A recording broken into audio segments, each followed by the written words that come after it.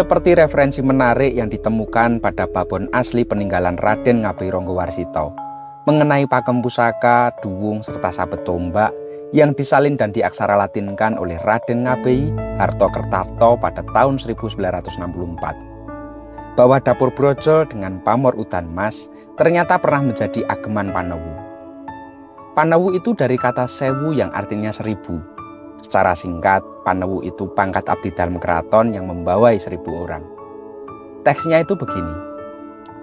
Brojol sekare udan mas kencono abyor mubyar kinurung surya mbaturetno. Ganjane seret puser. Ingkang ngagem Panewu sak langkung sae luhur derajate. Dalam banyak buku yang menerjemahkan semiotik tentang bahasa pamor juga menerangkan bahwa pamor udan mas dipercaya angsarnya dapat membuat pemiliknya terus diguyur limpahan berkah rezeki yang deras dari Yang Maha Kuasa. Ia dianggap dapat membuat pemiliknya itu jadi bakat kaya. Kalau orang Jawa itu menyebutnya kuat kebandan, urip mapan. Apakah benar demikian? Panjenengan jangan kemana-mana. Dari Karanganyar Tentram, kami kabarkan.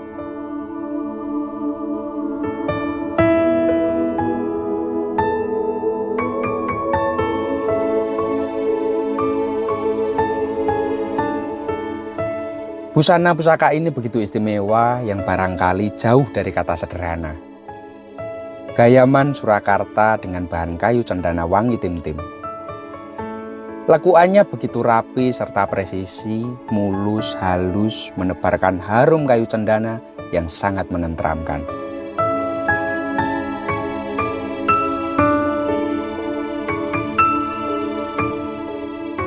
Pendoknya bunton tatah motif lung anggrek berbahan perak lawasan. Nampak sangat indah dan begitu pantas.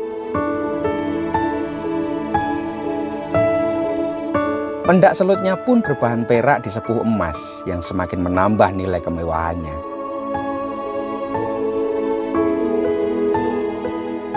Lalu dedernya model Yudhowinatan berbahan kayu cendana wangi tim-tim yang mempunyai pahatan sangat rapi. Secara keseluruhan perejengan busananya saja sudah bikin tutut hati.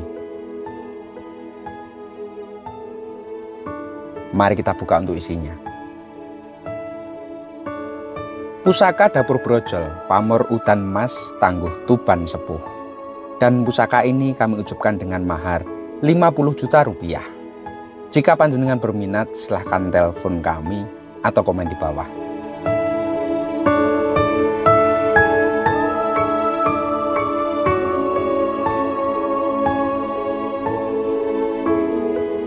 Dari beberapa koleksi pusaka kami, keris udan mas ini termasuk salah satu keris kelangenan.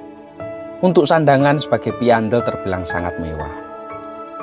Kami pun dibuat takjub dengan material bilah dan sematan pamornya.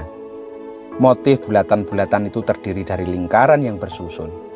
Ia terdiri atas 3 puseran dan bahkan lebih. Pola puseran atau lingkaran yang wijang menampakkan kesan 3 dimensi. Apalagi jika diamati, pola puseran balak 5 yang ada tidak tembus sama pada sisi depan dan belakang atau berselang-seling. Sungguh mempunyai kesulitannya tersendiri. Pamornya betul-betul ditempa, dilipat sampai pandes ke dalam, bukan sekedar ditumpuk di lapisan paling atas. Disempurnakan dengan pola formasi yang beraturan, yang mengelompok 2, 1, 2, atau sering disebut dengan balak 5. Bentuknya memang sederhana, namun ia menampilkan kesan yang gagah dan sangat berbawah. Ukurannya lebar serta panjang bilahnya itu 36,5 cm.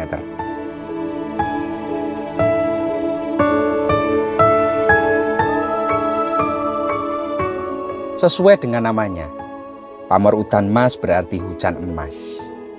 Hujan adalah berkah dan kasih sayang yang diturunkan oleh Tuhan semesta untuk seluruh alam dan seisinya. Bahkan turunnya hujan dianggap sebagai pertanda baik. Seperti kepercayaan masyarakat Tionghoa yang menyebut hujan semarak menjelang Imlek bisa mendatangkan berkah dan rezeki yang berlimpah 1 tahun ke depannya. Maka bisa kita bayangkan bagaimana dahsyatnya sebuah metafora hujan emas.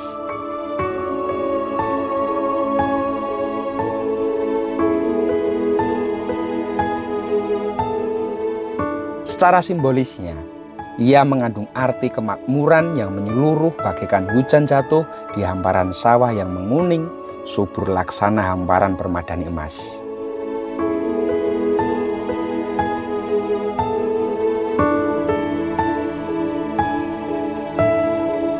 Masa menuai memijak sejuk lumpur dimulai, membawa padi tuai dan mengisi lumbung-lumbung padi secara penuh. Padi yang menguning keemasan seakan memberi sebuah buku terbuka untuk dibaca. Hamparan sawah yang menguning subur memberi harapan serta jawaban atas doa maupun ikhtiar akan kecukupan pangan bagi keluarga dan kemakmuran banyak orang. Hal ini sekaligus sebagai rasa syukur atas totalitas perjuangan panjang memeras keringat. Rajin yang tidak pernah surut diterpa angin, disengat matahari, dibasahi hujan dalam sebuah ikhtiar. Sebuah kesungguhan yang kuat hingga akhirnya tercapai tujuan hidup.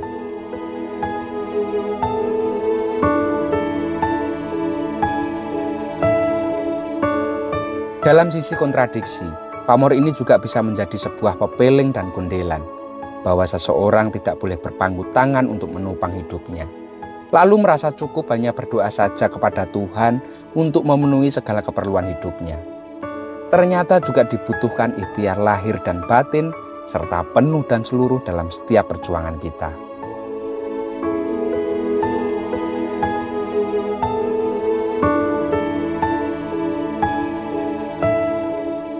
Bahasa Jawa adalah bahasa yang begitu kompleks dan cukup rumit. Banyak sekali kata atau sebutan istilah yang sulit sekali untuk diterjemahkan, termasuk di dalamnya istilah brojol.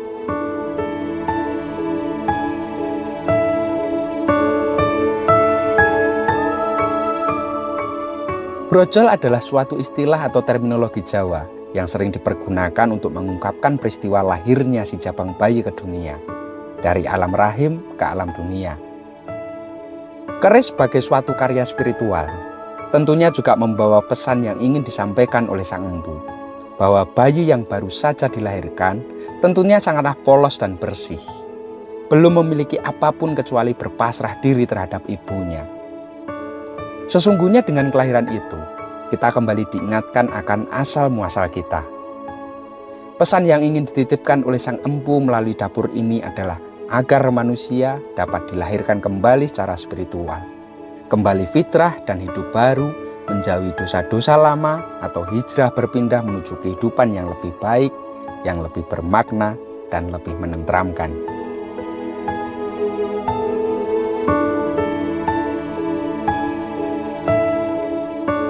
Ketika kita sudah brojol atau lahir, berarti kita siap untuk tahap berikutnya, yakni hidup. Hidup itu harus mempunyai arti. Berarti mempunyai makna bahwa orang lain akan merasakan adanya keberadaan kita. Lingkungan merasakan kehadiran kita.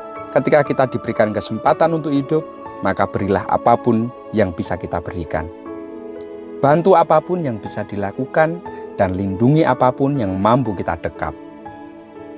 Ketika hidup kita mempunyai arti, maka tahap selanjutnya tidak akan berbuah penyesalan. Tahap yang dimaksud adalah kematian. Karena kematian merupakan takdir yang akan kita terima di ujung waktu sebagai penggenapan akan kelahiran. Gajah mati meninggalkan gading, harimau mati meninggalkan belang, dan manusia mati meninggalkan nama. Matur nuwun dan salam tutut hati.